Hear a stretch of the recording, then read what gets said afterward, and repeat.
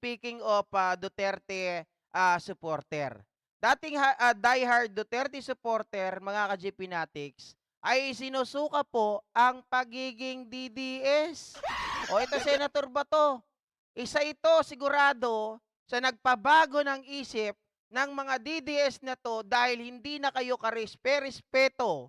'Di ba? Kaya yung nagmamahal sa inyo ng mga DDS dati, pinagtatanggol ang mga Duterte, pinagtatanggol ang mga alay, sinusuka na kayo at ayaw na sa inyo. At sila ngayon, mga kababayan, ay tumutulig sana number one sa inyo. Ito po, panoorin natin. Mm. Ay, grabe naman tong mouse na 'to.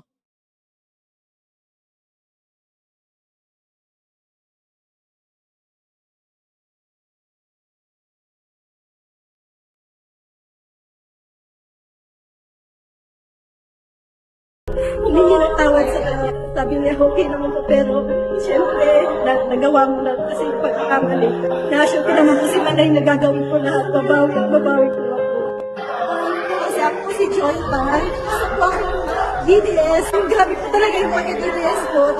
Like po kasi na inaano si Manay Laila sa Senado. Hearing. Ako sa mga online trolls, nagbabash po sa kanya. Sa talaga ng lahat ng masasamang salita, lahat ng pambabastos, nakikisabay po ako doon. Kaya personal po ako talaga humingi ng tawad sa kanya. Sabi niya, okay naman po, pero siyempre, nagawa mo na kasi pagkakamali. Kaya siyempre naman po si Manay nagagawin ko lahat, babawi at babawi ko lang po. Oh, yan mga kababayan. Yung mga DDS dyan, magbago na kayo. Gayahin nyo si ate. May natitira pa sa kanya na kahihiyan. Kaya ngayon, mga kababayan, sinusuka niya na ang pagiging DDS. Kasi siguro natauhan, puta, masyado na tayong nagiging gago Masyado na tayong nagiging malabis Masyado na tayo na tinatapakan ang mga kababayan natin. Parang hindi na ito, okay lang po naman sa atin magkaroon ng iniidolo. Pero kapag ikaw ay tangang panatiko, 'di ba? Na halos lahat ng sinasabi hindi mo na kayang ibalanse, tama ba o mali, ay may problema po tayo. Kaya ngayon itong si ate na nagsusorry po kay Laila de Lima dahil isa daw siya sa mga naging troll. 'Di ba? Yung mga naninira kay Laila de Lima dahil nga masyado siyang napaniwala ni Digong noon. Na itong si Laila de Lima, mga kababayan, ay drag queen. Tapos ito ay merong kaugnayan doon sa kanyang driver at kung ano-ano pa mga binibintang sa kanya, isa doon si ate sa mga nakikipagwalwalan, isa doon sa mga nakikipaglaban para sabihin na si Dilima, mga kababayan, ay isang masamang tao. Ngayon, she realized na hindi pala ganon. Dahil ang mga pinapagawa pala or ang pagiging panatiko kay Digong sa mga Duterte ay masama. Nasobrahan, mga kababayan, na parang to the extent na lumalabas na parang hindi na ikaw ang nagpapatakbo sa utak mo. Parang ang nangyayari dahil idolo mo, nagiging tanga at bobo ko na rin, di ba? Mabuti na lang siguro mga naka-helmet ito si ate, biglang yung helmet tinanggal niya, mga ka-GP Natik. Kaya ngayon natauhan. Ako talaga Hindi ko lang. humingi ng tawad sa kanya. Sabi niya, okay naman po, pero siyempre, nagawa mo na kasi pagkakamali. Kaya siyempre naman po si Manay nagagawin ko lahat, babawi at babawi ko lang po. Kasi ako po si Joy Tan. Ako ako DDS. Grabe po talaga yung pagka-DDS ko. Like po kasi na inaano si Manay Laila sa Senado. Hearing. Ako sa mga online trolls, nagbabash po sa kanya. Sa talaga ng lahat ng masasamang salita, lahat ng pambabastos, nakikisabay po ako doon. Kaya, Sabi ni Argo, Laila de Lima immoral. O Argo, sino ang 'di ba? Kung si Laila de Lima immoral, ano tingin mo kay Digong, 'di ba? Ano yung ginagawa niya sa harap ng media? Na hinahalikan niya lahat ng mga babae kahit hindi niya naman asawa, kahit hindi niya naman girlfriend, 'di ba? Kahit hindi niya uyab, hinahalikan niya. Anong tawag doon? Manyakol. 'Di ba? Ang tawag do'n, manyakis. Eh, di mas immoral 'yun at mas pangit tingnan 'yun dahil pangulo ka ng bansa, ikaw ang pinakamataas na tao sa ating bansa, gano'n ang pinapakita mo? Hindi lang 'yun, patunayan din mga kababayan, saksing buhay itong si, Nino Barsaga, kung sino-sinong babae ang, inaakyat do'n pa mismo sa Malacanang, 120,000 kada isang gabi, 'di ba? Babayo lang si Tandang Duterte, paglabas 120,000 na, 'di ba? Saan nanggagaling 'yun? Oh, sabi niya wala siyang pera, pero meron siyang pangbabae, meron siyang pampokpok, mas immoral 'yun. At least ito mga ka-GP Natics, maganda ito kasi nagigising na ang taong bayan.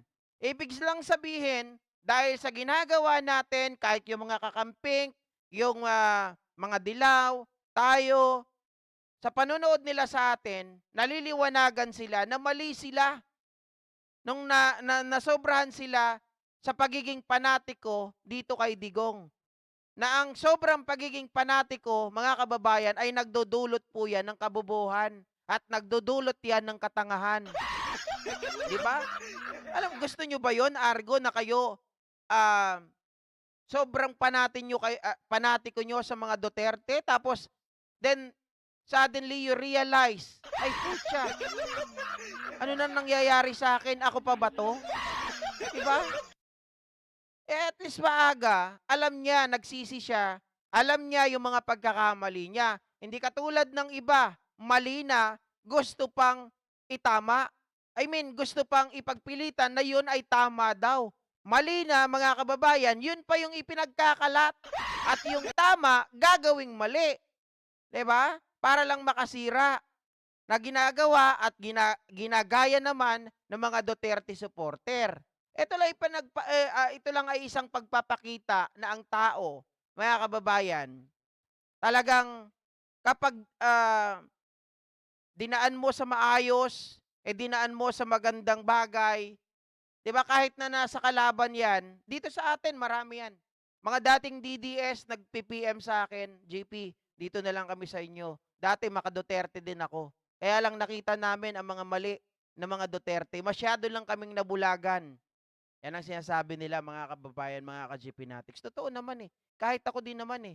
Yung isang ngang kaibigan natin na isang OFW na dating Makamarcos, na dating grabe din mag-sponsor sa mga DDS supporter.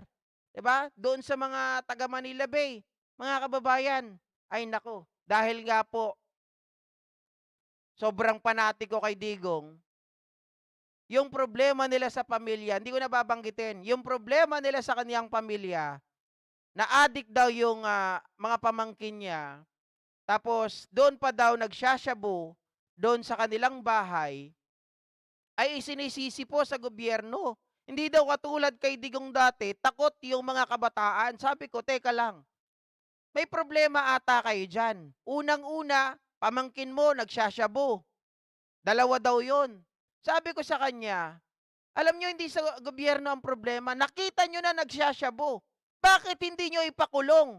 Nakita nyo na gumagamit dyan pa mismo sa bahay ninyo. Bakit hindi nyo ipahuli? Bakit ang sinisisi nyo ang gobyerno? Tanga ba kayo? Mga kababayan, simple logic, kung ikaw matalino ka, alam mo, sabi ko nga, nagiging bobo talaga mga DDS eh. Isipin mo, paano masusolusyonan ng gobyerno? Paano yan masusolusyonan at makikita, mahanap, or ma-identify ng mga pulis kung hindi po kayo makikipagtulungan sa gobyerno? Maaari ba na sila, sabihin nyo, mga adik yung pamangkin mo, sa bahay nyo gumagamit? Kung walang makakakita dyan, at kung hindi mo ipapaalam, hindi po yan masusolusyonan. Bakit mo sisisihin ang gobyerno? Sisihin nyo yung sarili nyo. Sisihin nyo yung magulang ng mga bata. Eh, alam nyo na pala eh, na nagsasyabu yun. Bakit hindi nyo ipahuli? Bakit hindi nyo iparehab? Para sa ganon, matapos ang problema nyo. Kasi ang gobyerno natin, mga kababayan, hindi naman yan, ano yan, maraming mata. sa lahat ng bahay natin, sa lahat ng lugar nandoon. Tayo po ang pinakamata ng gobyerno. At bilang isang citizen, ay responsibilidad po natin yang mga anak natin bilang magulang. At bilang isang kapitbahay, responsibilidad natin din yan. 'Di ba?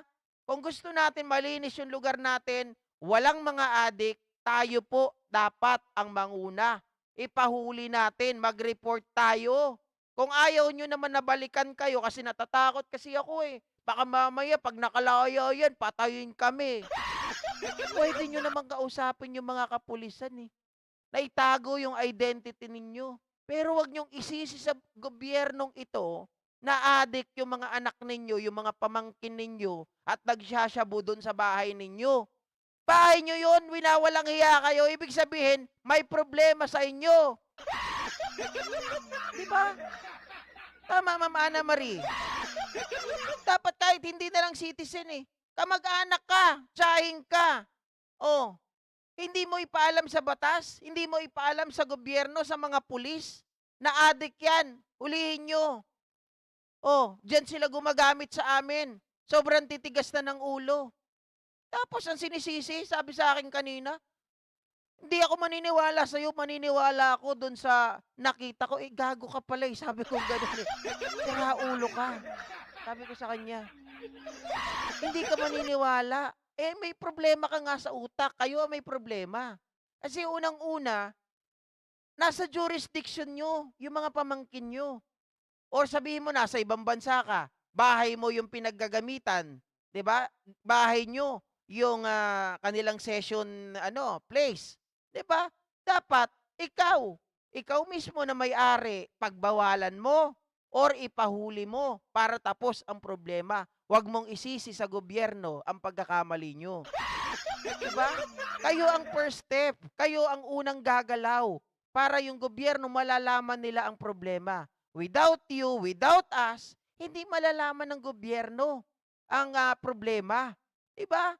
Kasi pag wala nagsasalita, sasabihin lang ng gobyerno, sabihin ng mga kapulisan, tahimik. Kasi wala silang nakikita eh. 'Di ba? Diyos ko, ang hirap niyan, mga kababayan. Problemado siya eh. Tapos nung sana ano pa rin, mag-message pa rin siya sa akin kasi yun ang payo ko sa kanya. Sabi ko, ipahuli mo. Hindi yung gobyerno ang sinisisi mo. Sabi niya, nung panahon ni Digong, wala namang ganyang mga adik ah. Sabi ko, walang mga adik na mga nasa kalye. Walang mga adik na mga mahihirap kasi sila yung target. Sila yung pinapatay. Pero, nagtanong ka ba? Naubos ba ang droga? Di ba sa Davao nga? Mismong sa munisipyo, mismong sa mga pulis, puro adik. Ang dami nahuhuli ng mga adik buwan-buwan, linggo-linggo. Ang daming mga nahuhuli ng mga toni-tonelada, hindi naman tonelada, mga milyones na halaga ng shabu doon sa Davao. So, ibig sabihin, hindi talaga naubos ang droga. Diba? Naubos lang siguro sa mga maliliit. Kasi natakot sila, baka mamaya sila ang patayin. Kasi nga, smoke screen lang yun. Pero yung malaking problema sa droga, hindi natapos ng panahon ni Digong. Kasi sila mismo ang nagpapakalat. Diba? Sabi ni Orlando Sr., gunggong nga rod na kita at ato ka GP. Ang pulatit da amin. TJR 2K25. GP linawin mo si Argo ba si Raulo? Host, wala pang nahuhuli si BBM na drug lord. Teka lang. Walang nahuhuling drug lord. Mga kababayan, anong tawag mo doon sa mga 'di ba, yung mga pinahuli nila kung hindi po nila nahuli itong si Police Master Sergeant Mayo, they are considered drug lords kasi sila yung nagpapakalat ng sila yung nagpapakalat ng droga sa kalye. Now, kung particular ka sa drug lord na sinasabi mo, paano mapapahuli, Argo? Pinatakas na ni Digong. Pinatakas na, pagkaalis ni Digong sa gobyerno, pinalayas niya na lahat yung mga drug lord. Paano pa mahuhuli? Sige nga. Oh, basta-basta mo ba yun mahuhuli kung nakaalis na? Hindi, 'di ba? Diyan pa nga iniimbestigahan, pinagtatakpan pang pilit, eh. Oh.